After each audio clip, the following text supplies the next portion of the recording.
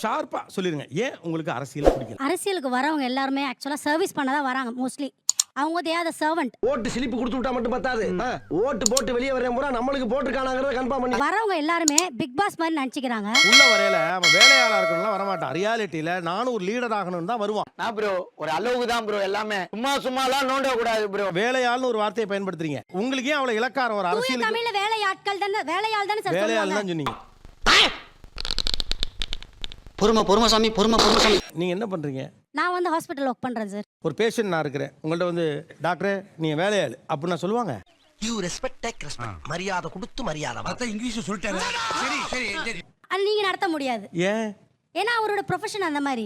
உனக்கு வந்தா ரத்தம், எனக்கு வந்தா தக்காளி சட்னா. ஐயால. அவரோட ப்ரொஃபஷனுக்கு நம்ம கொடுக்குற மரியாதை. இது என்ன கதையா இருக்கு? ஒரு எம்எல்ஏக்கு நம்ம மரியாதை இல்லையாப்பா? அதாவது 4 லட்சம் பேர் ஓட்டு போட்ட ஒருத்தருக்கு மரியாதை கிடையாது. அப்போஸ் குளுக்கோஸ் அப்போஸ்ங்க. ஆமா சார், என்னுடைய இது வந்து எனக்கு கிடைக்கல. என்னோட ஜாப் வந்து கவர்மெண்ட் ஜாப் எனக்கு கிடைக்கல. பிகாஸ் பொறாம. ஆனா ஒண்ணு தெரியுது, நீங்க எல்லாம் எந்த சமூக பார்வையெல்லாம் ஒண்ணும் இல்ல. உங்களுக்கு கோட்டால சீட்டு கிடைக்கல, கோவம். எப்படி சார் இவ்வளவு கரெக்டா சொல்றீங்க? எப்படி? அது பார்த்தாலே தெரியுது சார். நான் 2 வகையான அரசியலை பார்த்துருக்கேன் சார். 50ல இருந்து 80 வரும் ஒரு கட்டமைத்த அரசியல். இதெல்லாம் இந்த 80ஓட முடிஞ்சு போச்சு. ஏன்டா பச்சை போய் பேசுற? ஓபனா பேசுற. 80 வரைக்கும் அரசியல் நல்லா இருந்துச்சு. ஆமாங்க. அதுக்கு பிறகு இது மாதிரியான மகா பொய் வேற எதுவுமே கிடையாது. அவன் போய் சொல்றான் ரெஃப்ரி, அவன் போய் சொல்றான். அது மிகவும் ஆபத்தான மிருகம். 50 60கள் வந்து பெரிய பொற்காலம் மாதிரியும் இத மகத்தான ஒரு இருண்ட காலம் மாதிரியான சொல்லக்கூடிய ஒரு தன்மை இருக்குல்ல. Boomer uncle. Yes. Come on uncle. வடக்கு வாழ்கிறது தெற்கு தேய்கிறதுன்னு ஒரு வரி இருக்குல்ல. வடக்கு தெற்குல வந்து வாழுது. வளர்ச்சின்றது அதான். நோட் பண்ணுங்கப்பா. பின்றாம்பா. உங்களுக்கு அரசியல் பிடிக்கல? கம்யூனலிசம், அதாவது இந்த சாதி ரீதியா வந்து அரசியலை வந்து கொண்டு போறது வந்து எனக்கு பிடிக்கல. என்ன நந்தினி, என்னமா இதெல்லாம்? சாதியை சார்ந்தோ மதத்தை சார்ந்தோ தான் பயணிக்குது. அரசியலுக்குள்ள சாதிக்கும் மதத்துக்கும் கூடுதல் முக்கியத்துவம் கொடுக்கறது உங்களுக்கு பிடிக்கல. இப்பதான் பிரைட் ஆரம்பிக்கலாம். ஜாதி ஒழிப்பை எது பேசுகிறது? ஜாதி ஒழிப்பை மக்கள் எல்லாருமே பேசுகிறாங்க. யாரா சொன்னா? நீ தானமா சொன்ன? ஜாதி ஒழிப்பை தீவிரமாக பேசுவது யார்? ஏதாவது கம்பெனி பேசுதா? இல்ல. இல்லையே, அதெல்லாம் இல்லையே. இல்லையா? இருக்குடா. உங்க அசோசியேஷன் எதுவும் பேசுதா? இல்ல.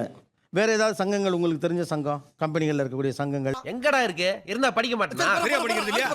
கூட்டெழுத்து சுருக்கெழுத்து. அப்ப ஜாதி ஒழிப்பை பற்றி எந்த அமைப்பு பேசுகிறது? அரசியல் தான் பேசுது. அரசியல் தானே பேசுது. ஆமா, மறந்தே போச்சுடா. உங்களுக்கு ஜாதி தானே ஒழியணும். ஆமா. அரசியல் பேசணுமா பேசக்கூடாதா? பேசணும். அரசியல்ல இருக்கணுமா இருக்கக்கூடாதா? இருக்கணும் சார். இருங்க. அரசியல்வாதிகள் எப்படி திடீர்னு கார் பங்களான்னு ஆவறாங்க? அதுதான் அவங்கள முதல்ல டிஸ்டர்பன்ஸ் பண்ணும். இப்படி பேசினா பிரஷர் தான் வரும். வரட்டும். நானா ஏத்துக்கல. அவன் குடுக்குறான் பிரஷரா. எப்படி இவன் நேத்து நான் இப்படி இருந்தா இன்னைக்கு இவ்வளவு பணக்காரன் ஆயிட்டான் அப்படி ஒண்ணு வரும். மிக ஏழ்மையில இருக்க ஒருத்தனுக்கு ஒரு நலத்திட்ட உதவி கிடைக்கும் போது இவனுக்கு கிடைச்சிருச்சே, இவனுக்கு இது கிடைச்சதுனாலதான் நமக்கு சமமா வர்றான். கரெக்டா சொன்னீங்க. என்னோட கணவர் என்னை விட்டு பிரிஞ்சு போயிட்டார். 8 வருஷத்துக்கு முன்னாடி என்னோட ரேஷன் கார்டுல இருந்து ஐடி ப்ரூஃப் எல்லாத்தையும் எடுத்துட்டு போயிட்டார். உனக்கு அவ்வளவு மரியாதை? நீ மட்டும் கையில கடிச்சா நான் சாவ வச்சிரும் பாத்துக்க.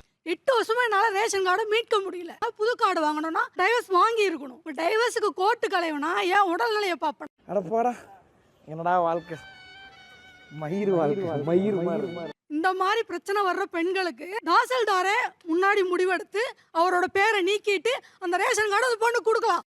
அப்படியா? ஓ, அதுவே உங்களுக்கு தெரியாதா? இப்படிதான் ஸ்கீம் இருக்கு. கேட்டுக்க. தாசில்தார் என்னோட கணவரோட ஊருக்கே போய் விசாரிச்சுட்டு வந்து 5 நிமிஷத்துல அவர் பேரை தூக்கிட்டு என் பேரையும் போட்டு கார்டு கொடுத்தாங்க சார். உங்கள மாதிரி மனுஷன்லாம் இருக்கனாலதான் கொஞ்சமாச்சும் மழை பெய்யுது. இதுக்கு உண்மையும் நேர்மையும் இருக்குன்னா கண்டிப்பா அரசு அலுவலகங்கள்ல அவங்க எல்லா அதிகாரிகளுமே உங்களுக்கு ஃபேவரா நடந்துக்குவாங்க. அப்படி பச்சையா சொல்ல முடியாது, ஒரு யூகமா சொல்லலாம். இவங்களுக்கு ஒரு நம்பிக்கை இருக்கு பாருங்க. எனக்கு ஒரு வாழ்க்கை கிடைக்கும் நம்பிக்கை இருக்கிறப்போ உங்களுக்கு அது இல்ல. தம்பி, இது மாதிரி 4 பேர் கேள்வி கேட்டிருந்தாங்கன்னா நாங்க திருந்திருப்போம் தம்பி. அவங்களுக்கு கிடைச்சது எங்களுக்கு மகிழ்ச்சி தான் சார். எங்களுக்கு அதுல எந்த அரசுல இருக்கிறவங்க வந்து ஒரு கடவுள் மாதிரியும் ராஜாக்கள் மாதிரியும் தான் சார் கண்ணுக்கு தெரியப்படுறாங்க. உனக்கு அதுல ஏதாச்சும் பிரச்சனையா? ஒரு சாதாரண சினிமா நடிகரை நீங்கள் அவ்வளவு தூக்கி வைத்து கொண்டாடுகிறீர்கள். ஒரு கிரிக்கெட் வீரர் உள்ளே போகிற போது அரங்கமே எழுந்தென்று கைத்தட்டது 8 கோடி பேரை பார்க்கறான். சென்டிமெண்டா பேசி செட் பண்ணிடுவ போல இருக்கேப்பா. இந்த ஏழை அம்மாவின் கண்ணீரை துடைத்தவன் அரசன் தான். என்ன தப்பு? நிறைய கோவிட்ல பணம் கொடுத்தாங்க, எல்லாருக்கும் கொடுத்தாங்கல்ல, நான் அதை வேண்டாம்னு சொல்லிட்டேன். இல்லே அம்புட்டு நல்லவனடா நீ. அதே போல் இது கேஸுக்கு சப்சிடி கொடுத்தாங்க, அது வேணாம்னு சொல்லிட்டேன். ஏன்னா எனக்கு வேண்டாம்.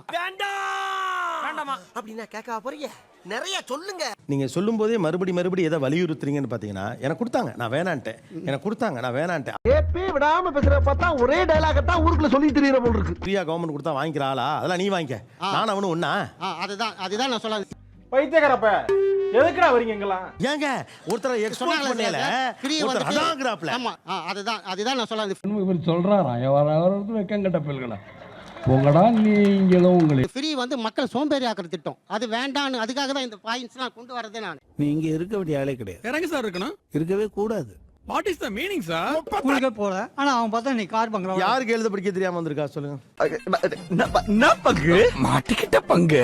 ஒரு எம்எல்ஏ சொல்லுங்களேன். நிறைய பேர் இருக்காங்க. சொல்லுங்க, பேர் சொல்லுங்க. லோக்கல்ல இருக்கவங்கள நிறைய லோக்கல் எம்எல்ஏவே சொல்லுங்கங்கறனா. என்னப்பா சண்டைக்கு வர மாதிரி? நீ வேணா சண்டைக்கு வாடா, நீ வேணா சண்டைக்கு வா. படிக்காதவன் அரசியலுக்கு வந்தா உங்களுக்கு அவ்வளவு கோபம்னு நான் கேட்கிறேன். தம்பி ஒரு நிமிஷம்.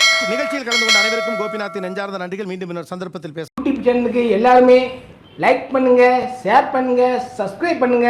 அந்த பெல்லுங்கிற பட்டன் இருக்கும், உங்க பொண்ணான கையால அந்த பெல்லை மட்டும் கொஞ்சம் அமுக்கிடுங்க.